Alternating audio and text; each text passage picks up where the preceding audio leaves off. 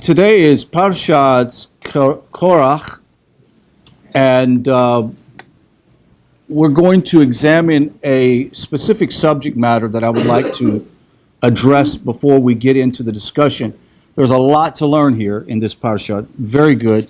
So we're going to go to the opening salvo of the text. And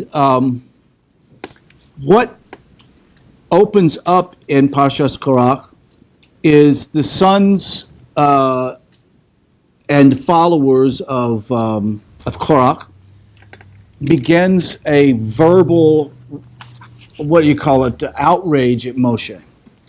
There are some accusations that are leveled toward him. And I would say that following most situations in the world, that usually when someone slanders a leader with no proof and provocation, are usually filtering it through their own inadequacies and negative traits, right? So, for example, a thief will always accuse people of trying to steal from him, right? A cheater will always be accusing their spouse of wanting to cheat on them. And in this situation, Korach is accusing Moshe of something that if he was in power, he would actually be doing. And don't think that for a second, even though he was a very smart scholar and he was a tzaddik, that something deep down inside needed to be dealt with in his ethics. So what I'd like to do is take a few minutes, and I'd like to address this subject, ethics and leadership, from Korach, with the ethics and leadership and indictment of American politics. And I'll explain to you why, because we're going to go through and we're going to look at the statement that Moshe made. Turn to chapter 16, verse 15. It says, "This distressed Moshe greatly. And he said to Hashem, 'Do not turn to their gift offering. I have not taken a single donkey of theirs, nor have I wronged even one of them.'" What is going on in this question or in this comment teaches us something very valuable when it comes to personal ethics. Now, first and foremost, everybody that's sitting at this table, I know, operate in your life at the highest level of ethical behavior. That means that, yes, this is what is required of me at my job, but this is where I want to be and how I conduct myself. I never want to be in a situation where someone sees me as being less than ethical in what I do. I've said this many times, and I think that you all would agree. It's much better to have a good name than to have people perceive something else of you, right? It's better. I'd rather just keep my mouth shut and have a good name and do the right thing than anybody trying to say one thing or another about it. Some people are going to criticize you. Even in this situation, Moshe was doing everything that he was supposed to do, and yet he was being accused of being, what? Power-hungry individual who was making decisions on his own just to suppress the people, etc., etc. In Avot 5:17, it says, "A dispute which may have been promoted ideologically or politically, or perhaps was simply a provocation against the existing leadership of Moshe and Aaron." Here we're going to focus on Moshe, declaring the words that we just read. It says, "I have not taken a donkey from anyone, nor have I wronged any one of them." Numbers 16:15. What is the meaning of this declaration of assets? Why does he have to list this out? What does this statement signify? And why did Moshe see the need to make it at this point? Moreover, this is about the obligation to report that the public note that at the end of Exodus in Parshat Vayachel, Moshe gave the people a detailed account of the materials used for the temple. Why is that? Why did we learn this? Why did he give them a detailed list of all the gold and silver and everything that was done? Why did he do this at the end? Transparency, absolutely. So he went above and beyond the call of duty. There's no place in the Torah which requires him to do that. So he goes above and beyond the call of duty to do it. Even in 1 Samuel 12:24, the prophet says this, "As for me, I have grown old and gray, but my sons are still with you, and I have been your leader. From my youth to this day, I am here. I am here to testify. Here am I, testify against me in the presence of the Lord and in the presence of the anointed one, being the priest, whose ox I have taken, or whose donkey I have taken. Whom have I defrauded, and whom have I robbed? For whom have I taken a bribe to look the other way? I will return it to you." Talking about, I will return a sense of responsibility to you. They responded, "You have not defrauded us, you have not robbed us, and you have not taken anything from us." Do these instances teach a message that goes beyond the call of duty in the presence of a summary of accounts in the presence of people? The common element in all of this, and all these sources mentioned here, appears to be a summary of accounts is presented to by a public figure to those who represent the people. The Midrash on Parshat Vayechel explains the origin of the need Moshe felt to give the people an accounting upon the completion of tabernacle. Here, this is what it says. "These are the records of the tabernacle. He proceeds to give them a detailed report of all the gold, silver, copper, a head tax collected in the community." Why did he give the accounting? The Holy One, blessed be he, believed him. Do you think God needed an accounting? No. Of course not. So why was this accounting given? Because the people needed to hear transparency. Was it required of him? No, it was not required of him.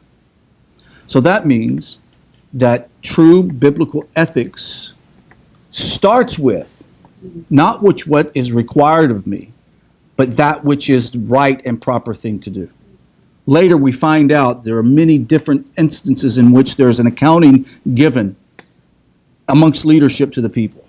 We're living in a country right at this moment in which our government finds fit to have a standard for the people and a completely different standard for its leadership. We're living in a vacuum of no ethics in our government system, in which politicians can take from the system and become multimillionaires in a matter of just 3, 4, 5, 6, 8 years.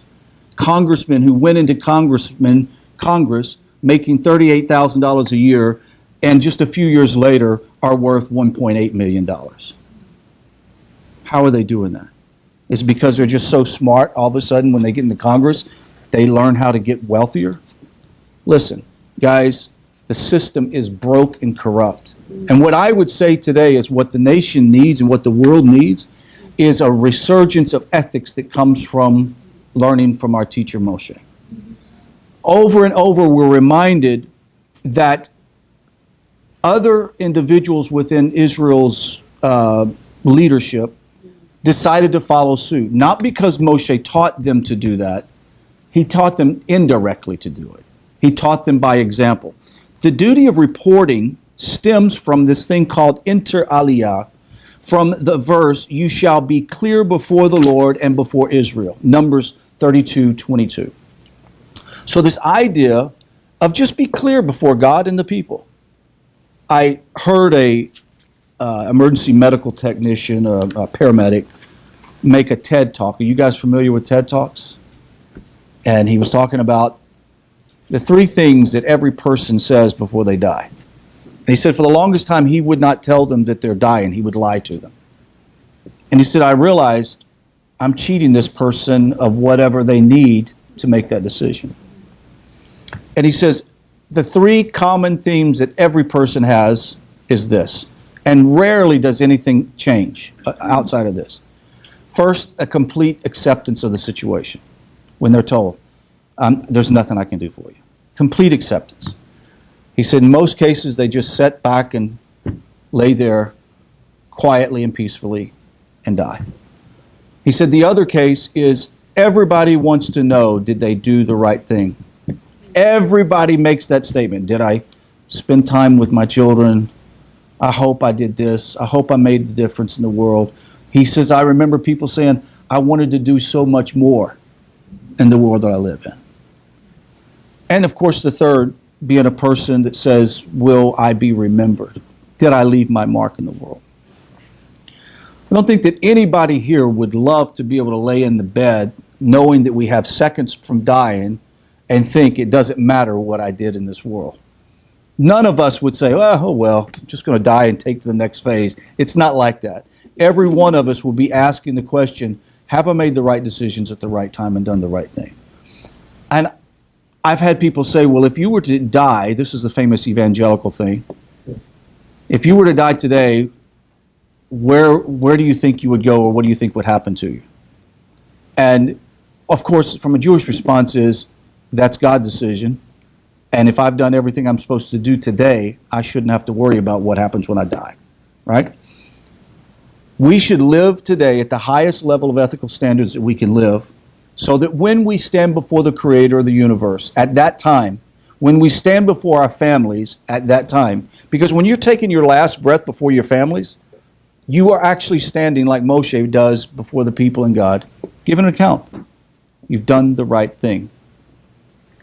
I've worked hard, I've done this, done the right thing, now it's time. I've not stolen, I've not defrauded, I've not taken any bribes, I've been righteous. Where do we get this from? It's from this statement that I just read to you. And it says it says, you shall be clear before the Lord and before Israel, Numbers 32:22. The sages deduced this phrase and said this, that everyone in general, and public figures in particular, are obligated to avoid situations which might lead people to talk or suspect them of having exploited their position and use public resources for their personal enrichment and benefit. And we all know that in nonprofit world, your accounting is very important because people are donating to a nonprofit. But you and I both know that there are nonprofit ministries out there that are raking in millions of dollars. The heads of these quote-unquote ministries living in multi-million-dollar homes, they have Learjets because somehow they feel like they can get closer to God in the Learjet. I don't know what the deal is. But I don't understand for the life of me how someone can't look at that and go, there's something wrong with this. There are a lot of people that see nothing wrong with it because they're the ones giving the money. That's what I don't understand. It's like, how could you say that there's something proper about this? When we look at this, we understand that everybody is responsible to have this attitude that I must do everything to have a good name. A good name's more valuable than anything. The sages provided illustrations of practice of adopting by public figures in order to keep rumors at bay. For example, in Tractate Yoma 38a, it says this, the house of Garmu was expert in preparing the showbread. Never was fine bread to be found in their children's hand, though. Least people would say these fed from the preparation of the showbread. Thus, they endeavor to fulfill the command, you shall be clear before the Lord and before the house of Israel. There's another saying about the house of Tinas, were experts in the preparation of incense. Never did a bride of their house go forth perfumed when they married, and a woman from elsewhere they expressly forbid her to do the least people would say. From the preparation of incense, they perfumed themselves and did so to fulfill the commandment, you shall be clear before the Lord and before the God of Israel. Wow, what a high level of expectation. In this country, we have high-level politicians who do things and have done things on a regular basis that regular soldiers go to prison for. Is that right? No, there's nothing righteous about that at all. Let's note that the house of Garmu and Abtinas were not obligated to act as they did. There's nothing written that said that should do this. In this spirit, Tur said that Approved charity collectors should give the public an accounting, notwithstanding their being approved. The rule, he ruled, one does not check after approved charity collectors, but all the same, in order that they may be clear before the Lord in Israel, it does them well to give an accounting. But in reality, aren't we all responsible for giving an accounting of everything that we do? How we conduct our business ethics, how we conduct our ethics on the job, what do we do to maintain a high level of morality? One of Torah's disciples, Rabbi Yoel Sirkis, commented on this in his work in Bayit Hadash. There is no explicit command in Scripture. Perhaps they learned it from their teacher Moshe, who gave an accounting of his donations to the tabernacle. For although there was never anyone as faithful as he, nevertheless he gave an accounting. Therefore, it would do all of us well for us to be clear before God Almighty. With that being said, one of the things that I feel so secure in is that the religious Orthodox community as a whole, and I realize there are unique situations, and those of the righteous of the nation who truly live by Torah values are people that live by these kinds of standards. And you do this, and especially those who are righteous in the nation, because we're told, well, you don't have to do any of these commandments. You're not required to do them because you're not in that covenant responsibility. Yet, you're not satisfied with just doing what you can to get by.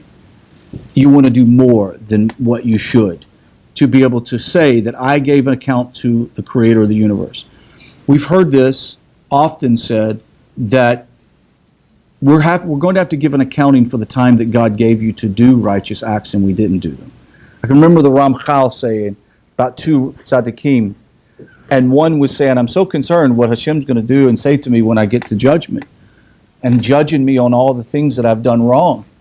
And the other tzaddik said, I'm not worried about that at all. I'm worried about him judging me on the things I did right. Was it enough? What was my motive? Those are profound lessons that we learn. We learn from Moshe Rabbeinu that we should all be able to give an account and stand pure before God. And by this, judgment fell on the house of Korach. God forbid that anyone, that would ever happen again. But it was a very definite judgment from the Creator of the universe. Why? Because we all can know one thing. If we stand before God with a pure heart and with the utmost of ethical standards, we know that in the end, God's favor will be shown on you. That is the conclusion of this shiur. Now we're going to get into the discussion of the text.